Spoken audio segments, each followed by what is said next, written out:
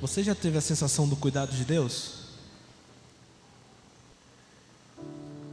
É muito bom quando a gente tem essa sensação que Deus cuidou da gente, né? Ainda mais quando termina uma semana ao qual a gente passa pelas lutas da vida. E quando dá ali o horário do pôr do sol na sexta-feira, você se reúne com a tua família. E naquele momento você tem a sensação e na verdade a certeza de que Deus cuidou de você durante a semana inteira. E eu quero cantar sobre esse tema, porque hoje é sábado. E o fato de você estar aqui adorando a Deus é porque Ele cuidou de você. Ele permitiu que você estivesse aqui. Então nós vamos cantar sobre isso. Na vida a gente vai aprendendo com as situações da vida e lutando, batalhando, mas sempre na certeza de que Deus está cuidando de nós. Canta comigo. Eu preciso aprender um pouco aqui, eu preciso aprender um pouco ali, eu preciso aprender mais de Deus. Por quê? Amém? Se uma porta se fecha aqui, a outra Ele vai abrir. Outras portas se abrem ali. Eu preciso aprender mais de Deus, porque Ele é quem cuida de mim. Deus cuida de mim. Amém? Glória a Deus. Cante. Deus cuida de mim na sombra das suas asas. Deus cuida de mim. Eu amo a sua casa e não ando sozinho, não estou sozinho, pois sei, Deus cuida de mim. Deus cuida de mim na sombra das suas asas. Deus cuida de mim. Eu amo a sua casa e não ando sozinho, não estou sozinho, pois sei, Deus cuida de mim.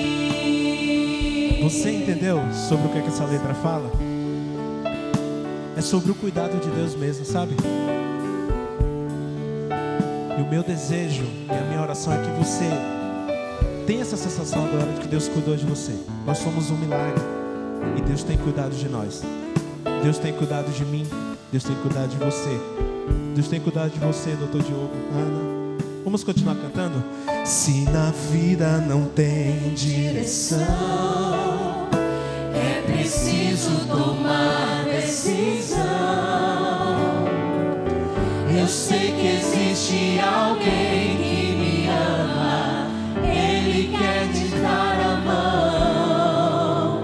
Se uma porta se fecha aqui, outras portas se abrem ali. Eu preciso aprender mais de Deus, porque Ele é quem cuida de mim. Deus cuida de mim. Deus cuida de mim na sombra das tuas asas. Deus cuida de mim. Eu amo a sua casa e não ando sozinho, não estou sozinho, pois sei, Deus cuida de mim. Deus cuida de mim na sombra das suas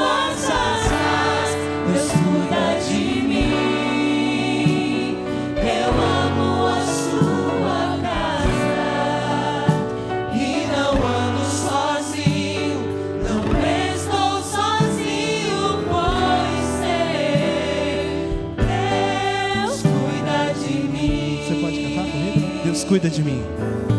Deus cuida de mim.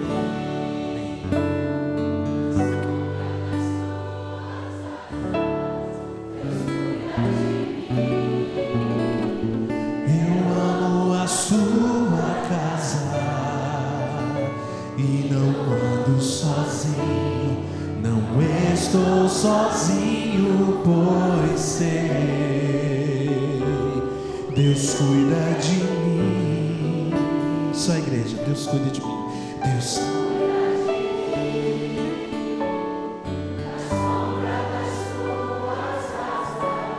Deus cuida de mim, aleluia. Eu amo a sua casa e não ando sozinho, não estou sozinho, pois sei, Deus cuida de mim.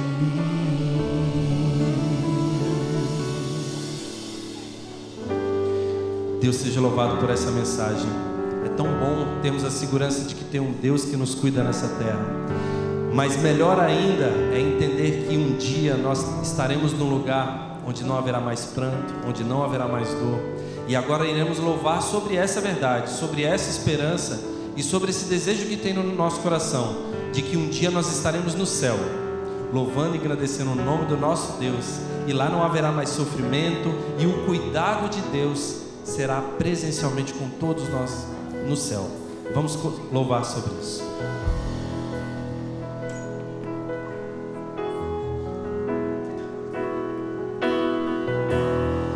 Eu almejo o dia em que entrarei em Jerusalém. Lá não haverá noite, só a luz que vem do trono de Deus. Eis que todas as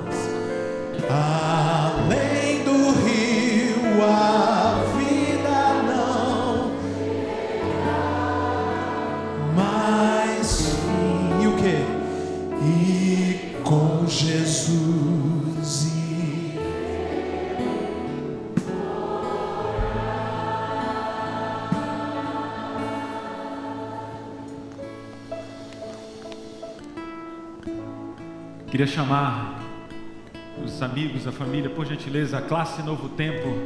Tem aqui o Sabá, tem... Por favor, venham aqui para cima, por gentileza. Sua filha está aqui também. Tudo bom com o senhor? Podem ficar aqui, ó, pode subir, por gentileza. Festa. Que alegria.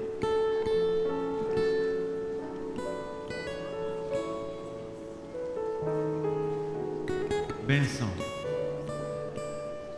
Eu queria convidar você agora. Vocês podem ficar um pouquinho mais para cá, porque eu queria mostrar um vídeo que veio especial, sério, para você. Vamos assistir.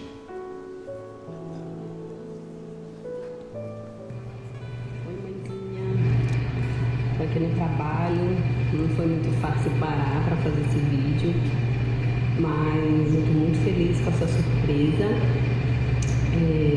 Tenho certeza que esse momento é um momento de muita espera, um momento que representa resposta de oração. Eu sonhei com esse momento, eu orei por esse momento durante muitos anos, e tudo que eu conseguia fazer ao longo desses anos era esperar o seu tempo e confiar que o nosso Deus iria trabalhar no tempo certo, que é o grande desejo do meu coração. Um dia ir para o céu com todos os meus familiares. E muita coisa no meu coração dizia que isso ia começar quando a minha mãe conseguisse entender que não tem outra coisa melhor a fazer na vida do que servir a Deus. Eu te amo, parabéns por essa escolha. Não são escolhas fáceis, mas nós sabemos que são possíveis. Que Deus lhe abençoe. Que esse ciclo seja um ciclo da certeza de que Deus está no controle de tudo e que eu estou aqui, como sempre, buscando ser a filha que te apoia, a filha que quer você por perto e quer você feliz e bem, tá bom? Eu te amo muito. Beijo. Que bênção. Bênção, Célia. Aqui tem uma representação da sua família, dos seus filhos, netos. Tem uma representação também dos seus amigos da classe Novo Tempo. E é uma alegria poder celebrar o seu batismo depois de muito tempo. Mas com certeza no tempo do Senhor. E eu lembro que a Célia falou, não, eu preciso me batizar esse ano. Eu falei, Célia, tem certeza que não quer se batizar no que vem? Vai visitar a sua filha? Não, precisa ser esse ano. E a última data que nós teríamos era 13, ou hoje, que ela já viaja na sequência. E é uma alegria poder celebrar o seu batismo, minha amiga. É uma alegria. Por isso, cumprindo a ordem do Mestre, para a remissão dos seus pecados, como ministro do Evangelho, eu vou batizar você, Célia, para que seu nome seja escrito no livro da vida. Em nome do Pai, do Filho e do Espírito Santo. Amém. Eita glória! Deus abençoe, meu querido. Deus abençoe. Que bênção. Bom dia, amigos. Cerimônia batismal sempre é muito emocionante, não é? Muito bem. Eu queria te convidar para a gente fazer um estudo um pouquinho diferente hoje. Não sei se você soube ou acompanhou uma reportagem. Bom, isso rodou o mundo, né? Vocês devem ter visto alguma coisa, né? Final do mês passado, dia 30 de novembro, um rapaz, 19 anos, Gerson Machado, com graves problemas mentais, retardo cerebral, ele invadiu o ambiente de uma leoa, no zoológico lá de João Pessoa, e o animal o abateu. Essa atitude gerou uma série de debates, gente, no mundo inteiro, no Brasil muito mais, né? E dentre várias coisas que falaram, e vários especialistas falando, né, chegaram à conclusão de que todo mundo já sabe, pelo menos há muito tempo, a maioria das pessoas com transtornos mentais não tem o tratamento adequado que poderiam ter, que deveriam ter, pelo menos na grande maioria do Brasil. Esse moço também não teve. Já desde menino vivia nas ruas de João Pessoa, foi achado numa rodovia, filho de mãe esquizofrênica e de outros parentes com problemas mentais. Ele vivia cometendo pequenos delitos, foi preso 16 vezes, até que cometeu essa atitude insana. Alguns ficaram questionando, né? Mas se ao invés dele ter entrado na jaula, e se ele tivesse atentado contra a vida de inocentes ali naquele zoológico? Certamente a notícia seria bem pior, não é?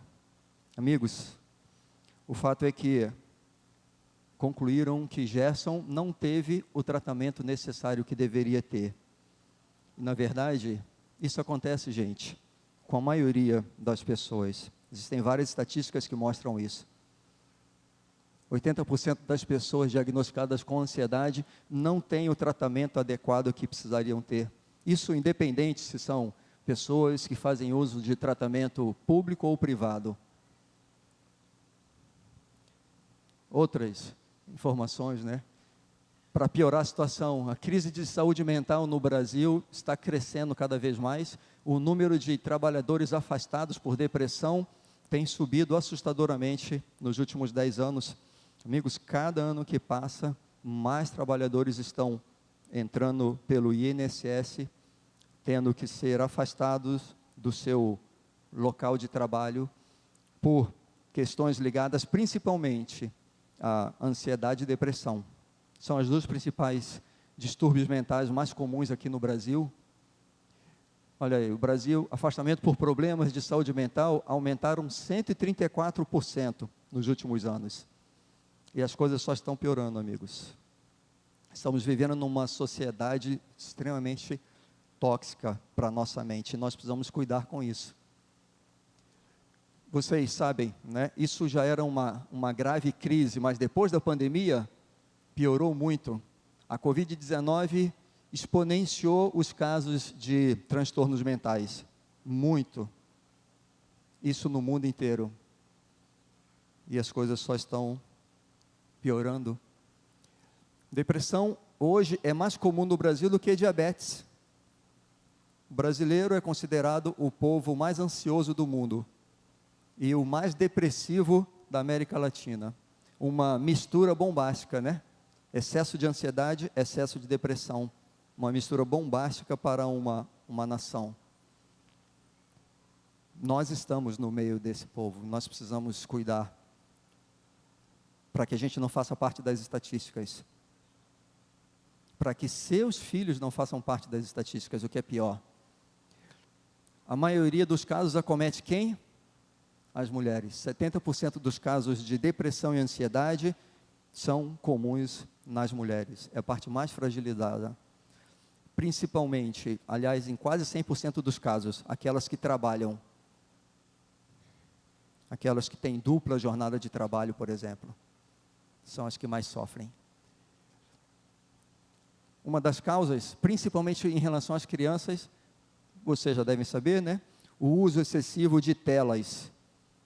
O uso excessivo de telas tem influenciado tremendamente as crianças, amigo, aumentando os casos de depressão em crianças e adolescentes. Em 10 anos, houve um aumento de 2.500% no caso de ansiedade em crianças de 10 a 14 anos. Se for analisar as crianças de 15 a 19 anos, o aumento vai para 3.300%. Amigos, alguma coisa está acontecendo, uma epidemia, se não pudermos falar pandemia, mas uma epidemia de ansiedade, depressão, de transtornos mentais está acometendo a sociedade que a gente vive. E nós precisamos estar atentos a isso.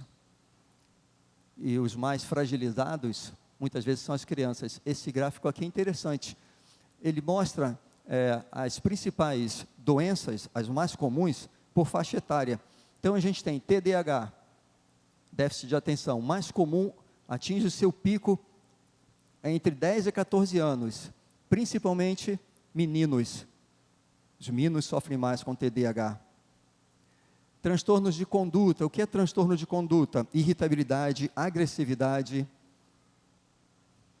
É mais comum entre crianças de 10 a 14 anos, acomete mais meninos também. Os meninos são mais acometidos por TDAH e transtornos de conduta, inclusive outros transtornos.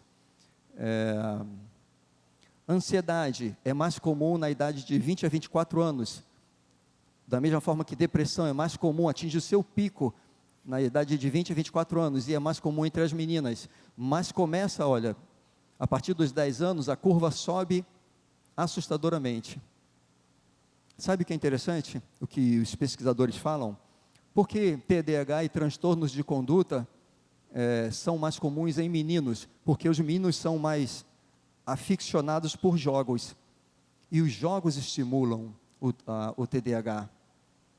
E a criança, quando é retirada desse estímulo, ele age com irritabilidade e violência. Então, os meninos são mais acometidos com TDAH e transtorno de conduta. As meninas já são acometidas por ansiedade e depressão, porque elas são mais ligadas às redes sociais.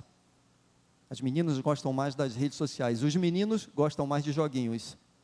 Mas ambos os sexos são extremamente afetados por excesso de telas. Amigo, não se engane. Seus filhos não têm maturidade para controlar o tempo de tela. Se você não fizer isso, eles não vão fazer. Aliás, muitos adultos não têm, quanto mais crianças. Esse excesso de tela tem causado uma série de transtornos, não só mentais, amigos.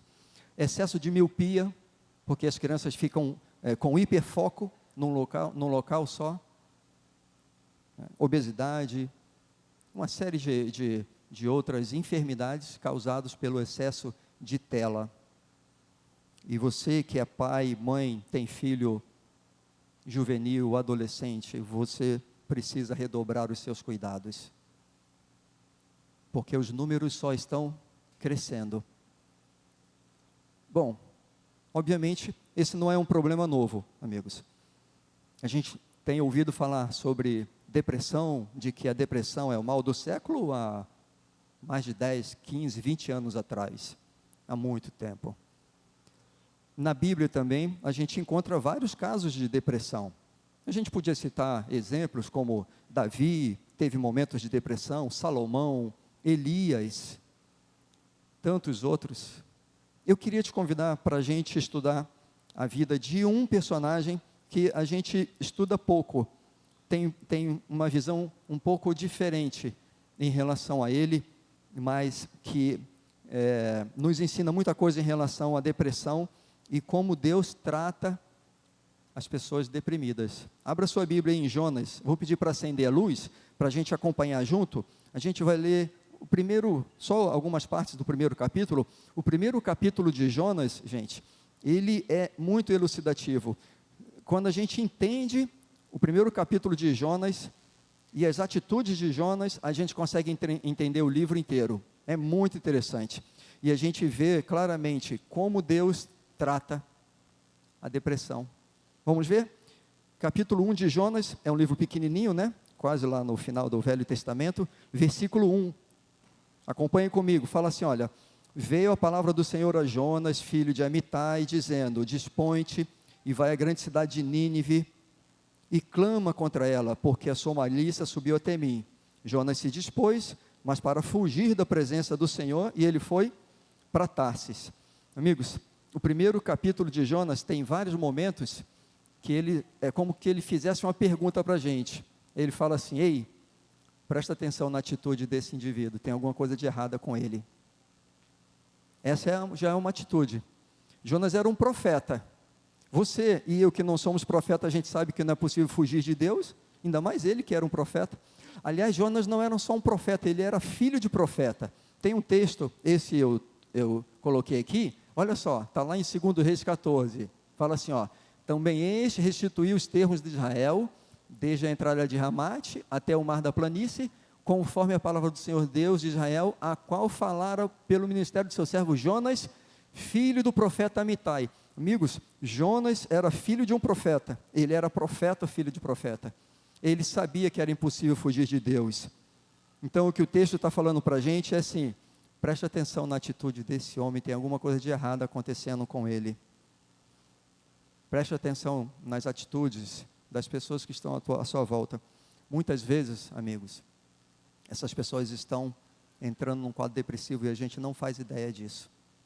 Uma triste estatística, vou dizer para vocês: a maioria dos pais cujos filhos cometeram suicídio, eles são pegos de surpresa. Eles não sabiam que a situação do seu filho estava naquela estágio. Vamos continuar lendo? Versículo 4 fala assim, olha: mas o Senhor lançou sobre o mar um forte vento e fez-se ao mar uma grande tempestade, e o navio estava a ponto de se despedaçar. Então os marinheiros, cheios de medo, clamavam cada um ao seu Deus e lançavam ao mar as cargas que estavam no navio, para o aliviarem do peso.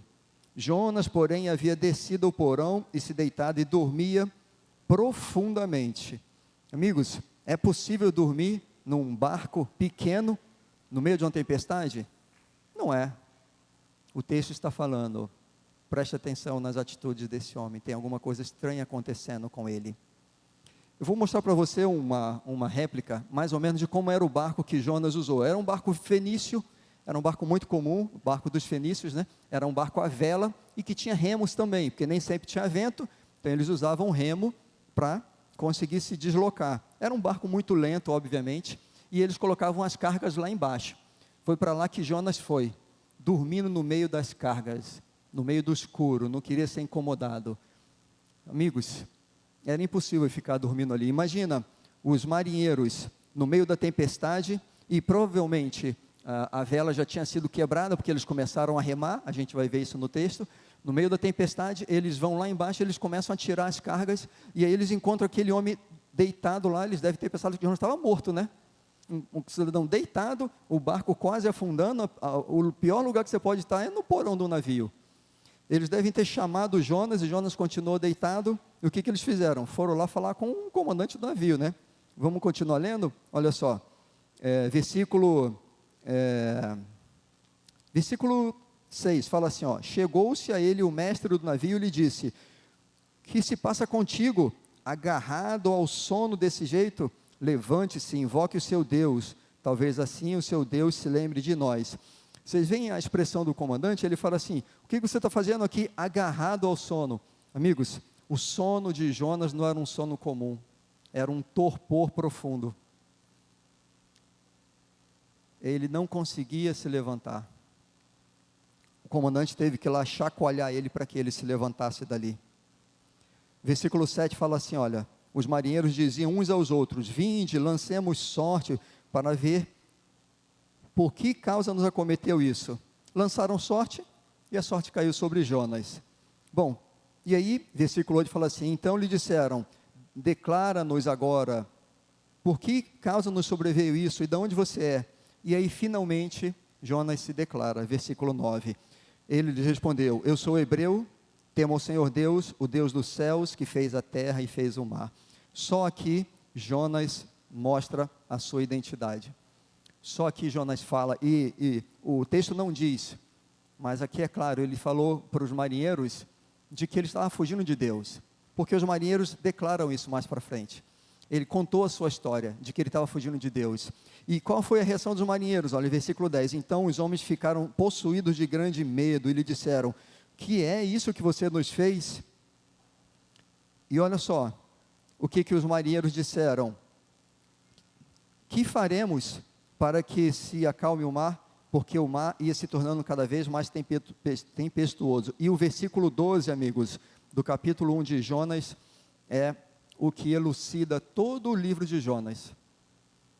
O versículo 12 mostra exatamente o porquê das reações de Jonas. Fala assim, olha, versículo 12: a proposta de Jonas: tomai-me, lançai-me ao mar, e o mar se aquietará, porque eu sei que por minha causa me sobreveio essa grande tempestade. Amigos, sabem o que Jonas estava pedindo? Ele estava falando para eles: eu preciso que vocês me matem, eu quero morrer. Porque ele sabia que se ele fosse jogado naquele mar, ele não resistiria. Aliás, ninguém resiste. Você pode ser um exímio nadador, num mar tempestuoso, você não consegue nadar por muito tempo, você não consegue ficar na superfície. É a onda batendo na sua cabeça a todo momento. Se você não tiver alguma coisa para se agarrar, você não consegue ficar muito tempo no mar tempestuoso.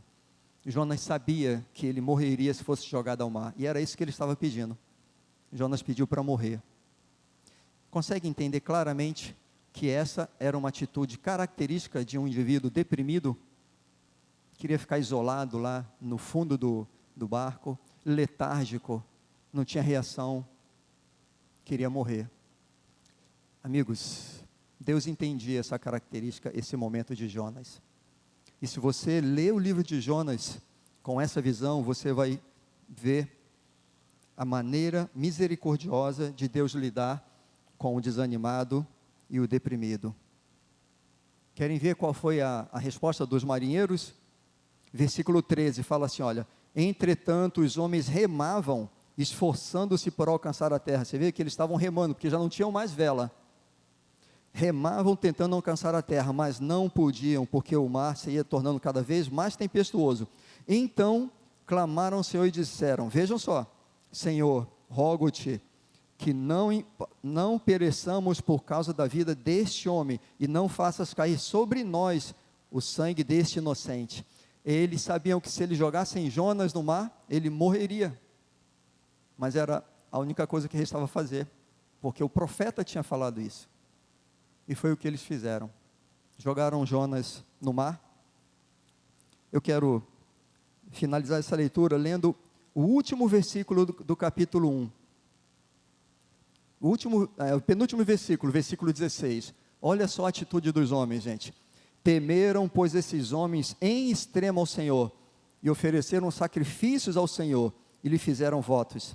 Amigos, mesmo sem querer, Jonas contribuiu para a conversão desses homens. Porque o texto fala que os homens não só temeram ao Senhor, e não foi qualquer Senhor, o Deus de Israel, mas eles ofereceram sacrifícios a Deus, e fizeram votos de fidelidade a Deus. Mesmo sem querer, Deus estava usando Jonas para converter as pessoas. Mesmo sem querer, Deus usa Jonas para converter 120 mil ninivitas. Mesmo a contragosto. Deus lidando com esse homem fragilizado. Deus lidando com esse ser humano doente.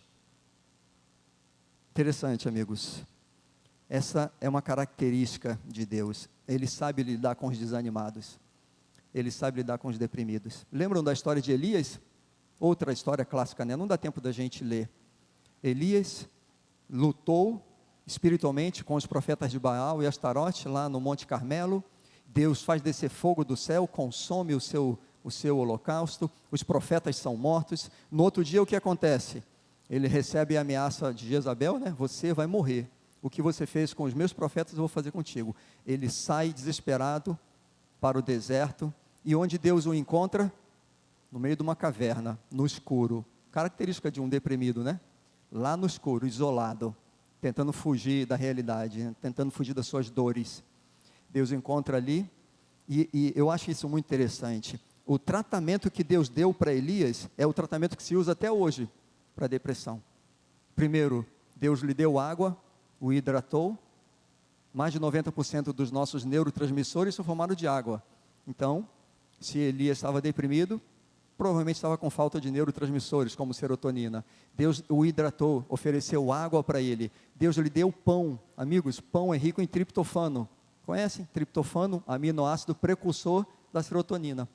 É o triptofano que forma a serotonina, que é presente no pão. Deus lhe deu água, Deus lhe deu pão, Deus lhe deu um propósito. Falou assim: você vai sair daqui, você vai caminhar, e você vai até Jeú, vai ungir o rei de Israel. Você vai até Azael, vai ungir o rei da Síria, e você vai até Eliseu, ungir-lo profeta em seu lugar.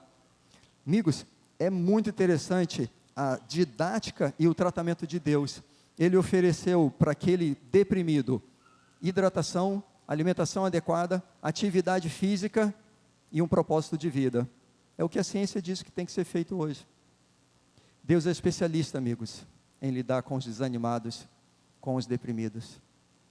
Quando a gente lê o livro de Jonas com essa visão, a gente vê um Deus amoroso tentando salvar Jonas dele mesmo. Ao mesmo tempo que a gente vê um homem tentando fugir de Deus, tentando fugir do seu tratamento. Quando Deus chamou Jonas e deu a ele um propósito de ir até Nínive, Deus estava tentando salvar Jonas daquela letalidade,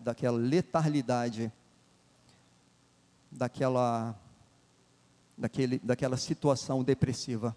Mas, ao contrário disto, Jonas fugia de Deus cada vez mais. E Deus vai lidando com Jonas, amigos, de maneira tão maravilhosa. Eu queria ler alguns últimos versículos para vocês, para a gente comprovar isso. Abra aí, olha, capítulo 3 de Jonas, versículo 10. Jonas estava lá em Nínive, pregou para Nínive, e a pregação de Jonas foi curta e grossa, né? Daqui a 40 dias, Deus vai destruir essa cidade. Simples assim. Deus nem marcou data para destruir, mas ele marcou. Daqui a 40 dias, Deus vai destruir essa cidade, pronto. O povo se converteu. Olha o resultado disso. Capítulo 3, versículo 10. Viu Deus o que fizeram os ninivitas, como se converteram do seu mau caminho, e Deus se arrependeu do mal que tinha feito, que faria contra eles. E olhem a reação de Jonas, versículo 1 do capítulo 4. Com isso, desgostou-se Jonas extremamente, e ficou irado, irritado, e orou ao Senhor e disse: Senhor, não foi isso que eu disse, estando ainda na minha terra? Por isso me adiantei fugindo para Tarsis, pois eu sabia que o Senhor é um Deus clemente, misericordioso, tardio em irar-se, grande em bondade, e que te arrependes do mal. Amigos, louvado seja Deus por isso, né? Porque se Deus não fosse assim, ele já teria sido consumido. Graças ao nosso Deus. E ele continua, dizendo assim, olha, versículo 3, peço-te ao Senhor, tira a minha vida, pois me é melhor morrer do que viver. Mais uma vez, Jonas pede para morrer. Um temperamento deprimido, profundamente deprimido. E vejam qual é a resposta de Deus, amigos. Versículo 4, disse-lhe o Senhor: é razoável essa sua ira? Essa foi a única resposta de Deus. Você tem razão em relação aos seus argumentos? Amigos, o indivíduo deprimido não tem condições de ter argumentações racionais, então não fica discutindo com o deprimido, você só vai piorar a situação. Deus estava tentando chamar Jonas à razoabilidade. É razoável isso que você está falando, Jonas? E olha o que ele respondeu no versículo 5. Então Jonas saiu da cidade, assentou-se ao oriente da mesma, e ali fez uma ramagem, e repousou debaixo dela, à sombra, para ver o que aconteceria na cidade. E, amigos, parece que Jonas deixa Deus falando sozinho, né? Deus fala: Jonas, é razoável o que você está falando? E Jonas simplesmente sai da cidade. Ora, aonde era para Jonas estar? Lá na cidade, a cidade estava se convertendo. Era para ele estar lá. Ele sai da cidade, esperando que a cidade seja destruída. O homem continua fugindo de Deus, continua fugindo do tratamento que Deus queria para ele. E a gente vê a paciência de Deus, amigos. Quero ler o versículo 8 para a gente finalizando. Deus tratando com Jonas. Olha só o versículo 8. Nascendo o sol, Deus mandou um vento calmoso oriental. O sol bateu na cabeça de Jonas, de maneira que desfalecia, pelo que pediu para si a morte, dizendo: melhor me é morrer do que viver. Mais uma vez pedindo a morte. Um estado de profunda depressão. E mais uma vez Deus pergunta a Jonas, versículo 9, olha: é razoável essa sua ira por causa da planta, Jonas? Deus tentando chamar Jonas para razoabilidade. Amigos, pode ser que eu esteja falando para alguém que está passando por um quadro deprimido, depressivo, desanimado. Nessa situação, amigos, muitas vezes a gente não acha razão para as coisas. Nós precisamos de ajuda. Deus, ele estende a sua ajuda para os desanimados, para os deprimidos. Leia o livro de Jonas com esse olhar. O olhar de um Deus amoroso, o olhar de um Deus cuidadoso por aqueles que estão sofrendo. Qual foi a resposta de Jonas a de novo esse questionamento de Deus? Final do versículo 9, olha só Jonas respondendo: é razoável sim essa minha ira até a morte.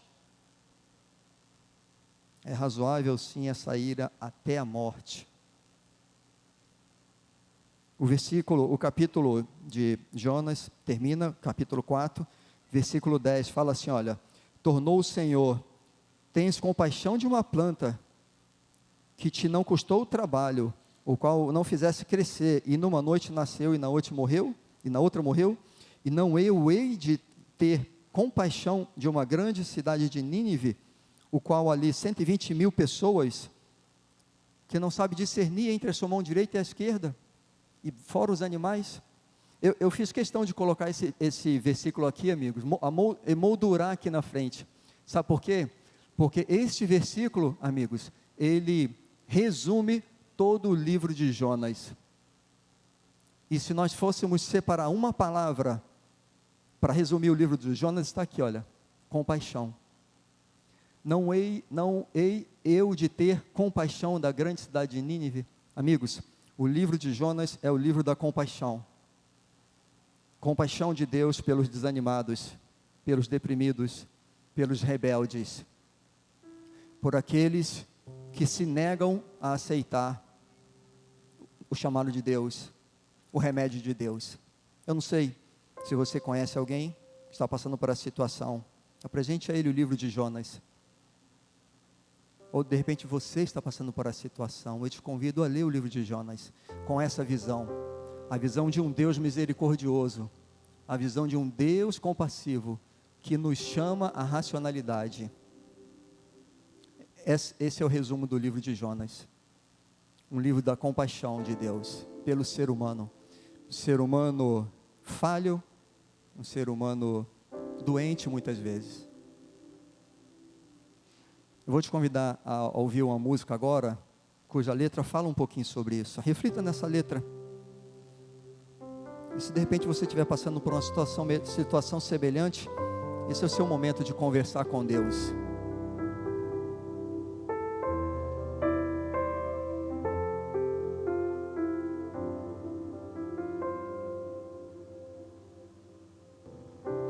Sinto uma sombra invadindo meu viver.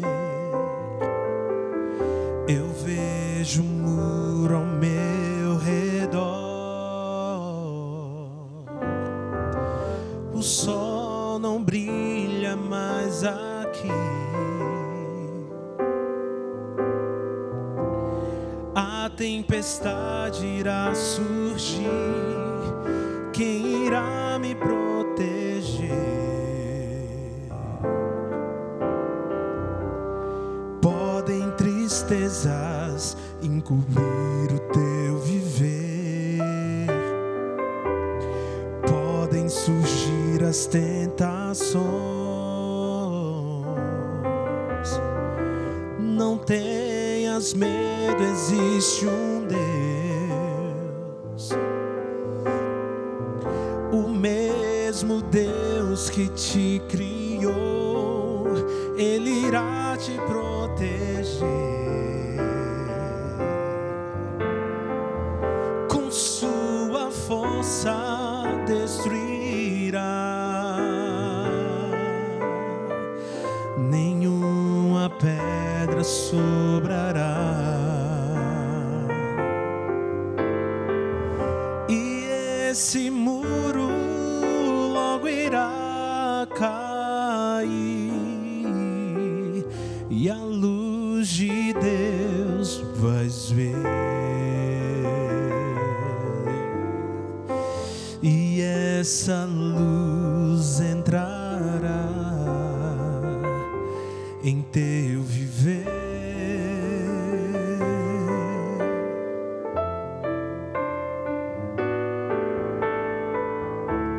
Sinto uma sombra encobrindo meu viver. Eu vejo um muro ao meu redor. O sol não brilha mais aqui. A tempestade irá surgir. Quem irá me proteger? Podem tristezas encobrir o teu viver. Podem surgir as tentações. Não tenhas medo, existe um Deus. O mesmo Deus Deus que te criou, Ele irá te proteger, com sua força destruirá, nenhuma pedra sobrará.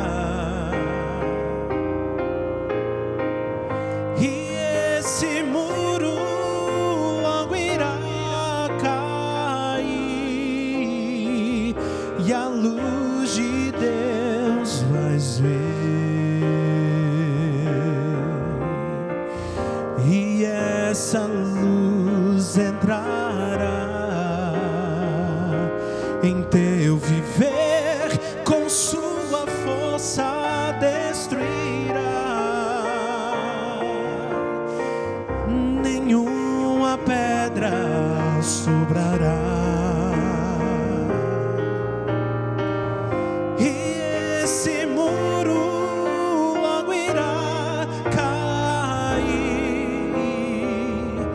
E a luz de Deus vais ver, e essa luz entrará em teu viver.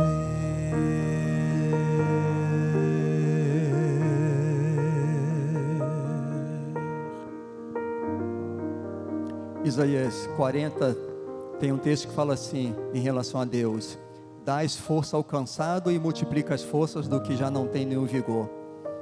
Que Deus multiplique as suas forças se porventura estiverem faltando. Vamos orar? Bom Pai, bom Deus, te agradecemos pela sua misericórdia. Te agradecemos porque a tua palavra nos mostra tantos exemplos, Senhor, de compaixão por nós, seres humanos fracos, desalentados. Que a sua luz inunde a nossa mente, os recantos mais escuros da nossa mente, e que possamos viver a plenitude que o Senhor tem para nós, em nome de Jesus, amém, Senhor.